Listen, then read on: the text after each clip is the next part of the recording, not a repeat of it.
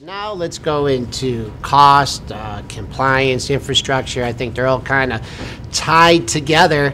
Tesla right now, the cheapest model is $35,000. I think they delivered some of them here. That's not cheap. I mean, when do you see the economies of scale? We'll go into the production in a second, but cost, I mean, do you see that as being, prohibitive? It is prohibitive. It's getting a lot better with the Model 3, and that's why there's so much attention placed on this car, is because this can be kind of a pivotal vehicle in this move to self-driving. But at $35,000, the actual price, when you put in all the features, initially is going to be closer to $50,000, and then that's going to drift down to $42,000 probably in the next year. So think of this as kind of a $42,000 car. And I just want to compare that quickly to the cost of a Toyota Camry, which is typically about $32,000. So if you look at the ASP difference, it's actually about 40% more for a Model 3, average Model 3 versus a Camry. But if you look at total cost of ownership, which factors in the lower insurance, the energy saving costs with fuel, and you start factoring in the maintenance, there's almost no maintenance on these cars, then that cost of ownership gap shrinks to about 14%. And so the message here is people buy cars for a lot of different reasons. Some just want to look cool. Some people do it because of the lease payment. A lot of people do. Some people look at total cost of ownership. But I think that cost gap isn't as big as you would think when you think about total cost of ownership over a 5-year period. Okay.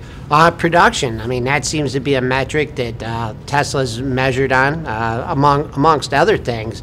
But just their levels of production, I mean, being here in the Motor City, we know what Ford and GM produce.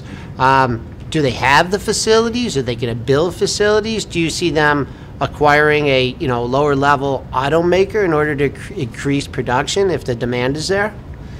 I think that they're going to get there. This is the critical question around the Tesla story. It's not about demand. They've got plenty of demand. They've been underselling this vehicle, and as you know, they've got 500,000 pre-orders for it. It's about production. In the June quarter, they produced 30 cars. In the September quarter, they're going to produce and ship about 400 cars. And they want to scale that in calendar 2018 to just over 350,000 deliveries. So when the question, it gets back to your point, I just want to put the magnitude of what they're trying to do into perspective. Elon Musk referred to that last week as manufacturing hell. And that is something that there's a lot of skeptics around. I would, their current manufacturing, the Fremont plant, can produce, when it's at full capacity, around 1 million vehicles a year. And so that's the largest plant in the world, and so think of that as 1 million. BMW did about 2.5 million vehicles last year, just to get some point of perspective. To scale this beyond a niche car, I consider BMW a niche car, they need to build bigger plants. But I would point out, if you want to just be blown away, look at how the manufacturing of a Model 3 is. You can see this on YouTube versus how even the automated manufacturing from some of the big three is. The level of efficiency and robotics that's used in building a Model 3 really changes the equation around the pace that they can manufacture at.